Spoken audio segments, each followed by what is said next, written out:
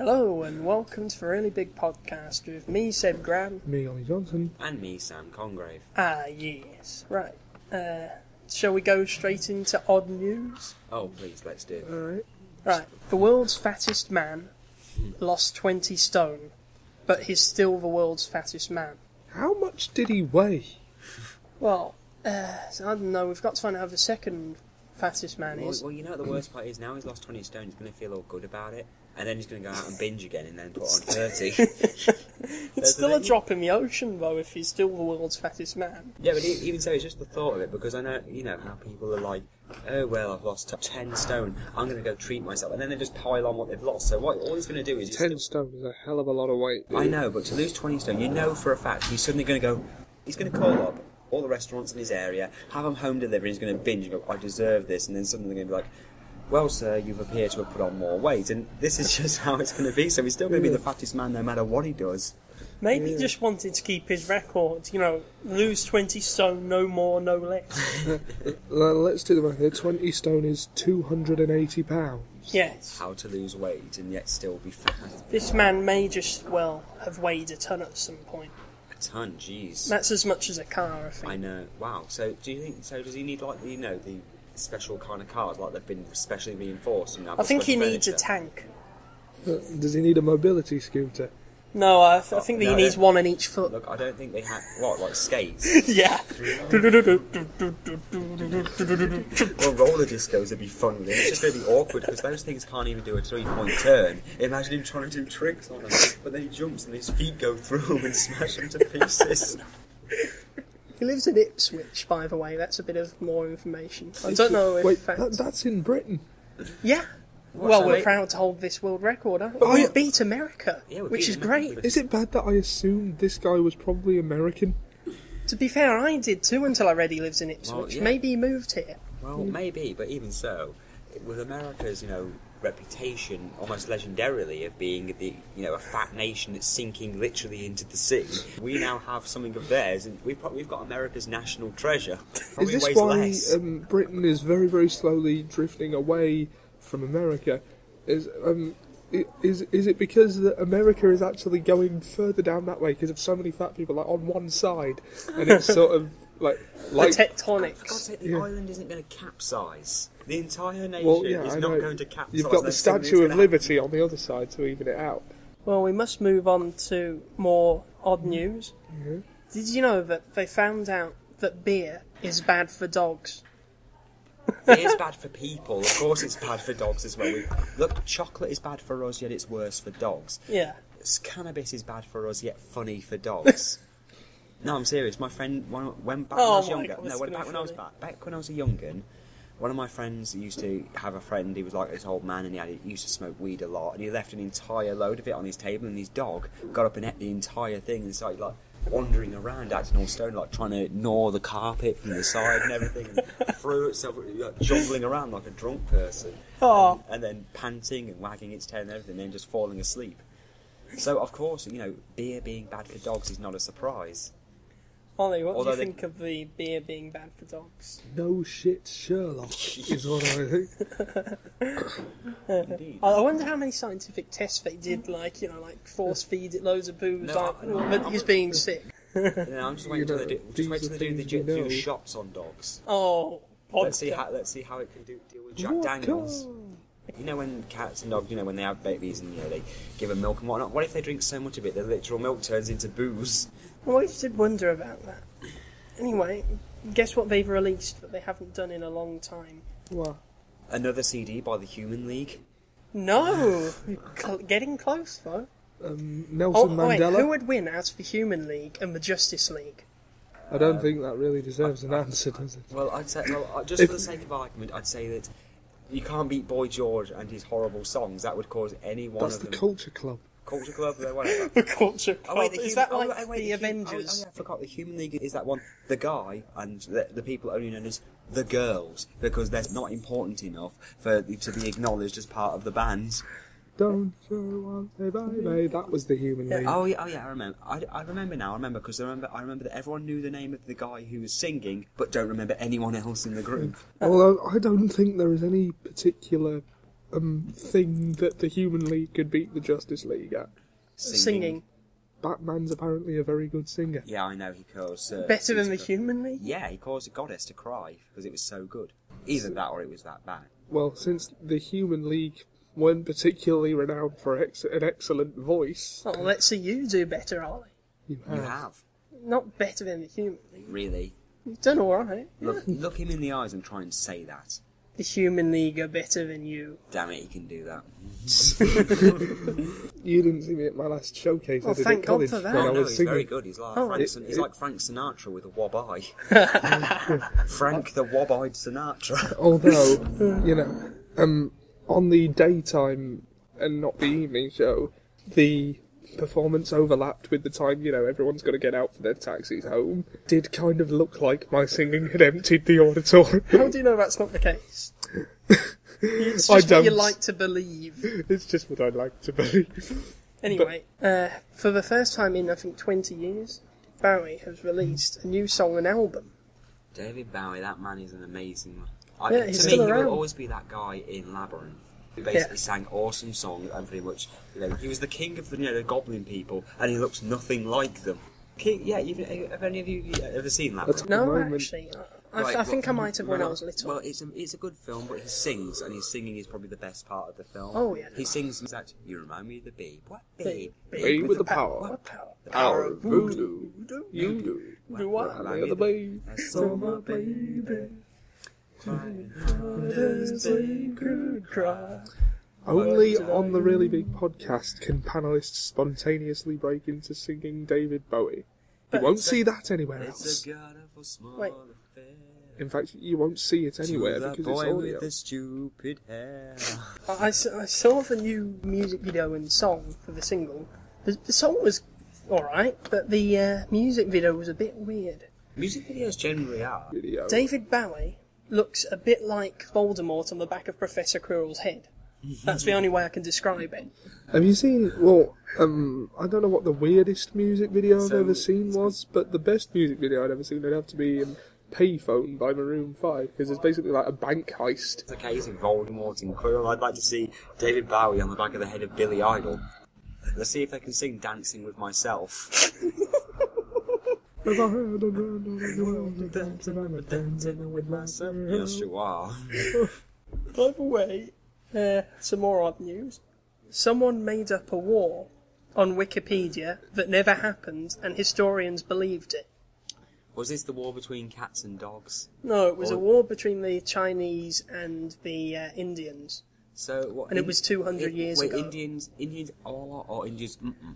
Indians, Ah, I see. So you're saying that they actually believe that there was a war between India and China. Historians are supposed to know their history. but it looked quite authentic. So what are they trying to tell me? That historians actually believed Wikipedia was correct when people who don't even have jobs in this country even know that you've got to take everything Wikipedia says with a hint of salt. What do you think of this war that never happened, but everyone believed it happened? People are still falling for this stuff. That is hilarious. Never before in the field of history have so few lies been told by so many, and so few actually believed it. Yes. Well, Very profound. what I think is, it's given me ideas. We should start making up other conflicts, like between the Martians and... The Second No, Falklands even War. better. Let's claim that every year there is a war between the Labour and Conservative in an actual Mortal Kombat tournament, and in order to rule the country 100% forever, they have to win 10 years in a row. Actually, that made what happened with both Margaret Thatcher and Tony Blair. They did win 10 years in a row. It would explain, because the winner in the Mortal Kombat always has eternal youth, so that would explain why Margaret Thatcher was in power for 10 Then why years. is it and that also explains how Tony Blair aged so suddenly when they lost one of the Mortal Kombats. He lost his place in a The Elder Gods grant that the winner of Mortal Kombat doesn't age another day until the next Who the hell are tournament. the Elder Gods? The royal family? Elder Gods, hear me. Look, Liz. That Tony Blair fellow just lost. Now his face is aging. Now he's starting to look like me. Oh god, it's like Revenge of the Sith, the sudden aging of Yeah. Now, you're going to love this. A thief stole an iPhone, and then he used the iPhone, and he used it to go on a dating website. and he ended up dating the person who he stole the phone off. And when he gave her his number, she realised it was her number. Oh dear. And that's how they knew that he stole her phone. That's stupid. That is just really...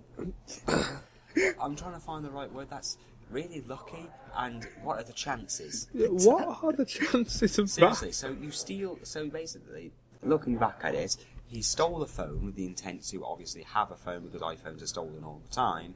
Then use it to go on a dating site, and he just happens to be dating the person he stole it from. Can you imagine if they actually met up and like, oh hi, like my phone? Yeah, it looks nice when it was in my pocket. What? Yeah, don't I look familiar, you fucker? Did he even see who he was stealing it from, and then look on the dating site and go, well, I wonder if the black eyes are healed yet. I'll see if I can go with that. Maybe she's having some iPhone relapse. Yeah, I can get in there. Was it the first thing he did? Or... Well, not ever. I think first thing he did, he went, wah. No, I mean, since stealing the iPhone, I mean, I don't know if she... picked a pocket or she just left it Well, somewhere. you've got to pick one or two, haven't you? Whether he picked a pocket or she just left it somewhere, fact is that, you know, he's got someone else's phone and is giving out the details. Like, it couldn't have been that long after. If I were him, I'd gloss it over, pretend I was trying to get in contact with her to give it her back. You know, the make the best of a worse situation, like, yeah, I noticed you lost your phone, I found it, here you go. Oh, God, my hands are filthy. Oh, come on. Look, just get some wet wipes. You want me to carry wet wipes around? Why not? Well, you're pushing It's yourself... weird. I mean, Oh, you're pushing yourself in a wheelchair and your hands are naturally going to get dirty. I mean, who knows how much dog shit you've actually rolled through. It's just better to keep to get these things, so keep your hands well, yeah, but, you know, if I'm randomly discarding wet wipes, like, what are people going to think? I mean, does this... They're going to think you're discarding a wet wipe because your hands are Yeah, dirty. it kind of looks like you masturbate on the move. Oh, for God's sake. No one does that. No one does that. You don't push yourself and then, while You might be surprised. We're not having this conversation. Oh my God. I mean, no one does that. Michael Palin didn't do that when he went around the world in 80 days. How do you know? He was in the balloon with him. It was, well, that was after one day he was thrown out. No one does that while they're travelling. I know, I mean, it's not like there's a train delay. We're like, well, our stop at Carlisle station is delayed by 15 minutes. 15 minutes? So I was joking, by the way, about the masturbation thing. I should hope so. I prefer things like that. I can never find any but hand sanitizer. You just rub it into your hands. It's a lot more convenient than, having to dispose of wet wipes. You're too apologetic when it comes to that sort of thing. Dick, I can imagine the first time you ever had sex, you apologised afterwards. That's irrelevant, but yes. I know you too well. Well, all I can say is at least he's had sex. It wasn't the first thing I said. The first thing I said was questioning why it wouldn't. You know what? I'm not gonna. It's okay. We've all Fair been, enough. we've all been there with the I don't know exception of who. I don't know who out of my family might be listening to this, and I'm just going to tell the whole lot of them. Ollie's dad, I found you on Facebook to show you this. I can imagine those parents sitting there and his mum's Speaking of my dad. Speaking of your dad. Oh wait, yeah, we covered this in the last podcast about the condoms. Oh, the condoms, yeah. Yeah. That was funny. Yeah. Like, it was a funny package. It looked like, it had something, quite important in there, like, some sort of videotape or a gun. It was like a white envelope in bubble wrap. No, the best part would be if there was a video in there. In there, and you put it in and goes, and then there's your dad sitting for some reason with the suit and chair. Hello, Oliver. He's come that time that a father must talk to his son with, and he has the eyes and he teaches you how to use them, and the worst part is your stepmom's there, he's demonstrating. You're like, why did you send me this text? Now, the best I don't know is, what goes through your head, Sam. But imagine if your dad actually did send you a DVD explaining how to use a condom, and you were having a car boot sale, you were clearing some old DVDs, and you got it mixed in like A Bug's Life, and halfway through, this is how... Anyway, we come to the part of the show which I call Things of Interest. Oh joy. We talk about interesting things. Well, things I find interesting anyway. Sam and Ollie can choose from this bucket list of things that I find interesting one thing that they want to know about. Okay. I choose Scottish submarine trick because that just sounds interesting. The Scottish submarine trick. Sam has chosen the Scottish submarine trick. You've heard of the Loch Ness Monster, right? I have. Well, you know that famous picture of it from the 30s? Oh God, don't I? Well, what they did, it was actually a hoax. It wasn't the real Loch Ness Monster. Obviously it wasn't. But anyway, what they did this guy. He got a toy submarine. It was one of those floating ones that went in the water and could swim a lot. You know, remote control.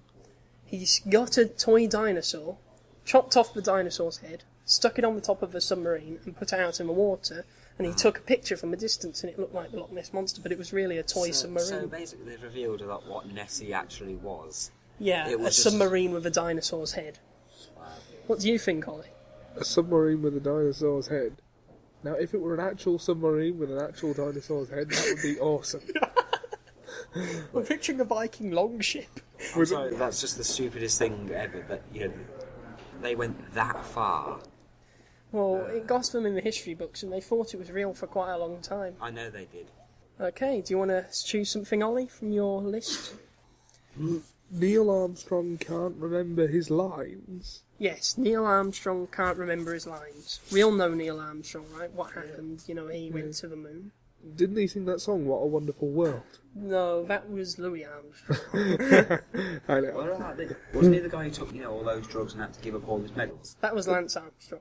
Anyway, enough of the Armstrongs. He was on... Wasn't he the one who could stretch really far? Maybe that's how he got to the moon. He stretched there. Stretch Armstrong. I thought that it was brand recognition from, you know... I thought he was meant to be based off... I always thought, you know, because they always have nicknames when they go into space.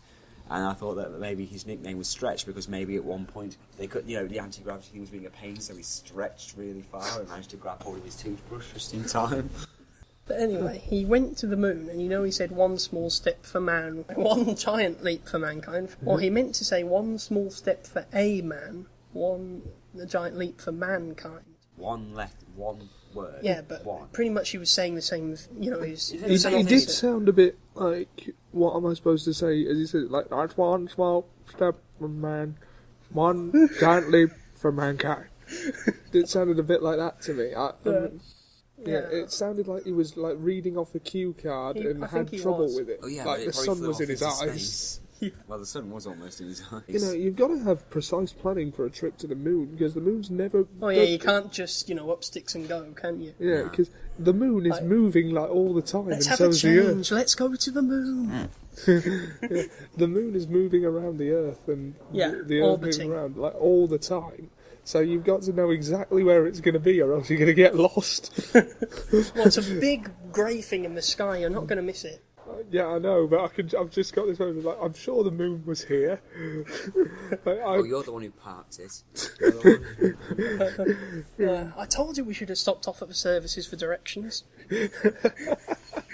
That's not the services, that was an asteroid. That was the orbital space station. We've now got our usual guest on the show, Professor Lyric. Hello, everybody. I would today like to share with you the horrific and disturbing musical piece known as Barbie Girl by Aqua. The song starts with an unknown man named Kenneth offering to take Barbie out for a ride, which may or may not be a double entendre. She then claims to be a Barbie girl in a Barbie world, which of course cannot be true, as Barbie girls are lifelike toys that are given to little children, mostly girls, or to boys that have visually impaired or forgetful grandparents. She also believes herself to be made of plastic. This adamant claim that she's a child's toy can mean nothing other than a powerful hallucination caused by recently consumed drugs. The most shocking is yet to come. She then gives permission to brush her hair and to undress her everywhere. She then asks to be kissed and then touched, and is sternly asked to go party, possibly by the unidentified Kenneth. I have come to the conclusion that Kenneth is no other than a vile pervert who has hidden a large amount of powerful drugs in her beverage that have led her to believe that she is a child's plaything, and then proceeded to sexually assault her, telling her that she is going partying. I am actually appalled and devastated at how terrible and disgusting the hateful lyrics of this song is, so much so that I have alerted the authorities and hope for swift legal action to be taken against Aqua. I was Professor Lyric, and I am appalled. Thank you. Thank you, Professor Lyric. I'm never going to listen to that song ever again. Haunting stuff. I've got to ask, where did Professor Lyric get a gun? He shot racist granddad. Where did he get a gun? He's a professor. I'm sure he built one out of the... He's not. Could have that been kind duty of free. He's a professor of musicology. Yeah, but maybe in, when he goes over to the States or something, he has like a permit to carry one. I mean, we don't exactly know what. He went to countries- Greece. Okay, that makes sense. Do Greece allow guns? Well, they're in the EU. They probably don't allow breathing. Yeah, we're actually all breaking the law at the moment by Breaking the law. Yeah, by having the audacity to draw breath and use audacity to record this show.